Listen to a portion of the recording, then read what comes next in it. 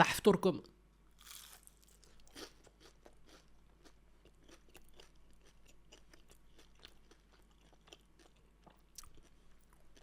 Moi je suis Paris, ça c'est Liverpool. Rendez-vous mardi les frères. Et salam le monde, c'est Hakim Babossi, j'espère que vous allez bien. Les amis, on se retrouve évidemment pour revenir déjà sur cette victoire du Paris Saint-Germain face au Stade Rennais, les gars. Le Paris Saint-Germain qui s'est imposé 4 buts à 1. Voilà, j'ai pu savourer cette belle victoire, même si il y a eu, voilà, il y a eu quand même... quelques lacunes défensives, voilà, avec évidemment cette équipe qui a été remaniée exceptionnellement pour ce match qui se situe entre les deux matchs de Ligue des Champions, entre le match aller et le match retour face à Liverpool.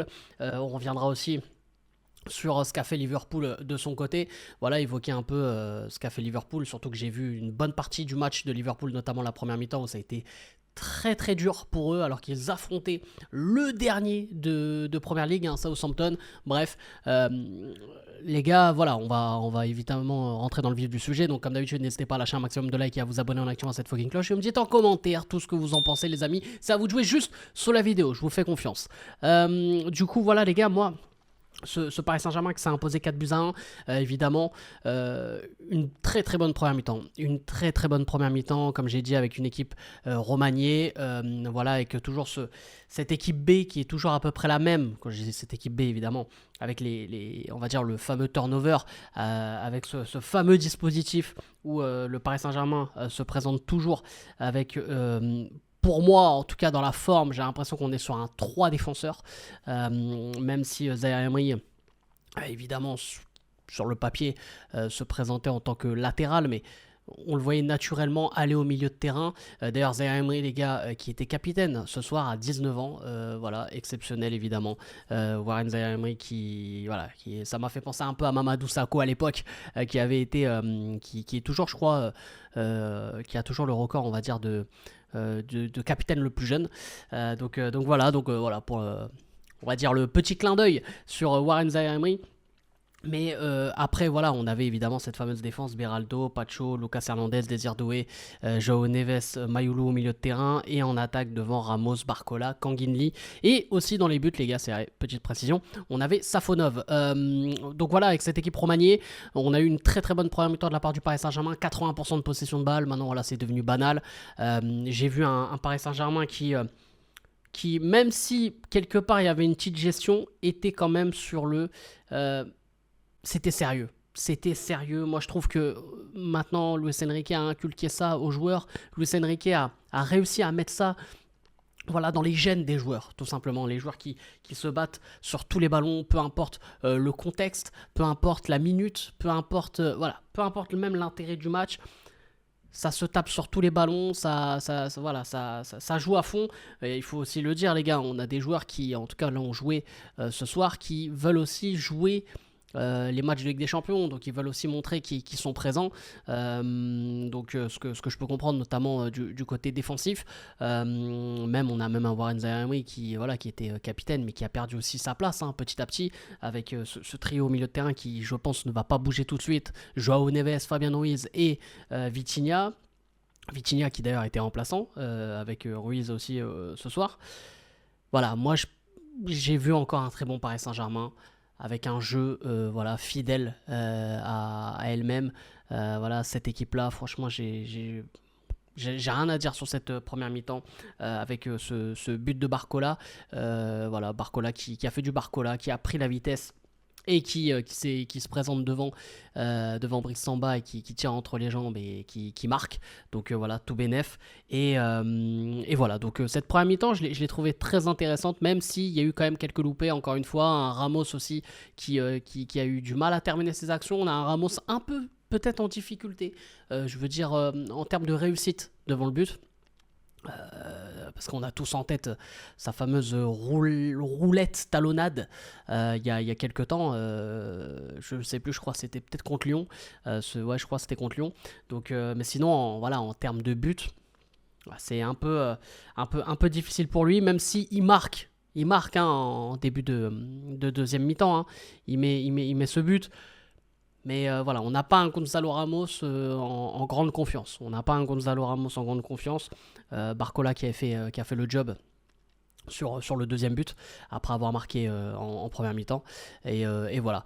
Et les gars, quand tout à l'heure j'évoquais les lacunes défensives, bah, les lacunes défensives, les gars, c'est encore sur les coups de pied arrêtés. Coups de pied arrêtés défensifs, corner pour le Stade Rennais. Et voilà, les gars, il arrive ce qu'il arrive. Safonov qui ne sort pas. C'est Brassier qui marque, qui se retrouve tout seul après une déviation, je crois, de Jacquet. Et voilà. Enfin bref, une action encore lunaire, une action parisienne, tout simplement, surtout défensivement. Voilà, donc je suis un peu dégoûté de ce but encaissé. Derrière, bah, on prend un peu la tempête, même si on essaye évidemment avec l'expérience de garder le ballon, de calmer. Mais évidemment, au Roison Park, à Rennes, il y avait le public qui poussait. On a senti un regain d'énergie du côté des hommes d'Habib Bey. Et on a senti direct que les Rennais y croyaient. Voilà, ils croyaient à l'égalisation. Et ça a poussé. Et on a eu quand même 15-20 bonnes minutes du Stade Rennais.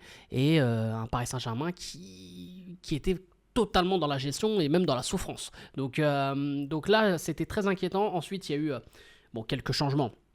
Évidemment, après l'heure de jeu, Dembélé qui rentre, Nuno Mendes aussi, Vitinha, Kvara. Enfin voilà, on va dire les joueurs qui joueront en Ligue des Champions contre Liverpool. Hakimi qui est rentré aussi dans le dernier quart d'heure. Et on a senti un autre Paris Saint-Germain qui évidemment était plus frais physiquement et avec des joueurs encore de très grande qualité. Voilà, on perdait pas forcément au change, mais quand même, quand tu fais rentrer un Kvara qui en l'espace de 2-3 minutes te fait il te ramène 2 grosses frappes, dont vraiment une frappe pure qui passe pas si loin. On a évidemment Hakimi qui ramène de la vitesse, Nuno Mendes aussi de son côté. Moi j'ai vu un autre Paris Saint-Germain dans les 15 dernières minutes, et évidemment ça a amené un but de Dembélé grâce à un boulot stratosphérique de Kvara qui lance Hakimi qui se retrouve face au gardien, face à Samba. Il la donne à Dembélé n'a plus qu'à marquer. D'ailleurs, Dembélé qui rate une dinguerie 3-4 minutes avant.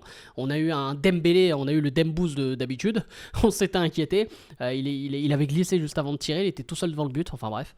Mais derrière, il se rattrape bien parce qu'il met même un doublé à la 94e avec une très très belle frappe croisée. On va dire un peu à la Mbappé. Tu sais, le tac comme ça, pied gauche, et Brice Samba qui a été surpris. Donc voilà, j'ai envie de dire les 2 buts de fin, c'est un peu anecdotique, mais ça arrondit bien le score et on a un beau 4-1 et surtout on a un beau PSG en pleine confiance. Petit bémol, on a vu un Désiré Doué aussi se tenir au niveau de l'adducteur, ça m'inquiète, je vais pas vous mentir les gars, ça m'inquiète fortement. Donc à voir s'il sera dispo contre Liverpool. On est à J-3, ça risque d'être très compliqué, ou alors on ne l'aura pas du tout à 100%, et on peut prendre le risque de le perdre là-bas, à voir. Même si je pense qu'il ne démarrait pas, il démarrait pas pour être titulaire, mais voilà, c'est quand même un gros bémol, donc voilà, et puis ça reste quand même une alternative, si Kvara ou Barcola ou Dembélé ne sont pas dans le match, tu peux faire entrer un Désiré Doué qui peut amener de la folie, voilà.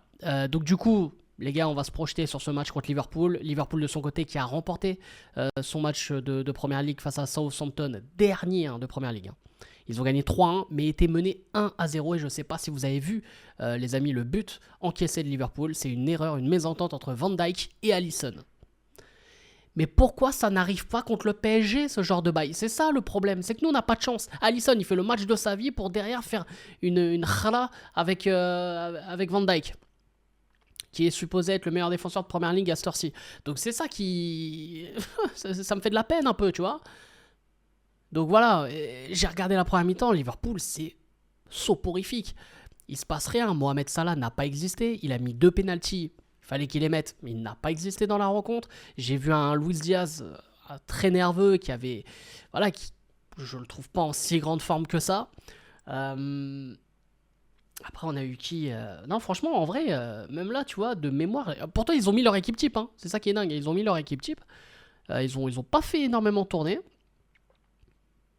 Il y a Diogo Jota qui avait joué contre le PSG, là, qui était remplaçant.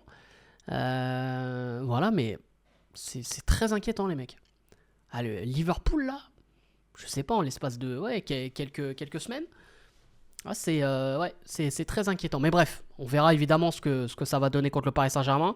Mais pour moi, Liverpool n'a pas fait forcément le plein de confiance via ce match face à Southampton. Moi, pour moi, les gars, je reste très optimiste. Si on arrive encore à reproduire ce genre de match, évidemment, ça va être très compliqué à Anfield, ça va être très compliqué de reproduire ce genre de match. Pour moi, là, c'était l'un des plus beaux matchs du Paris Saint-Germain dans le contenu de ces 15 dernières années, les gars. On n'est pas loin de dire de l'histoire. Parce que ce qu'a réalisé le Paris Saint-Germain, c'est vrai que je suis pas revenu en débrief dessus, mais au match aller face à Liverpool, tu peux rien leur reprocher si ce n'est ne pas marquer. C'est un peu la règle de base au football. Donc c'est un peu dommage. Mais si on a un minimum de réussite, si on arrive à bien provoquer cette chance aussi, parce qu'il y a le facteur chance qui joue, pour moi j'y crois et ça va le faire. Ça va le faire. En plus, évidemment, il y a plus cette règle du but à l'extérieur. Pour moi, ça va le faire. Pour moi, ça va le faire. J'y crois. Franchement, j'y crois. Il va falloir évidemment bien entamer cette rencontre. Ne pas passer à côté, ne pas être encore, voilà, être mené très rapidement ou quoi. Même si quelque part ça change rien parce qu'il faut qu'on aille marquer là-bas. Mais bon, tu repartiras avec un autre but de handicap.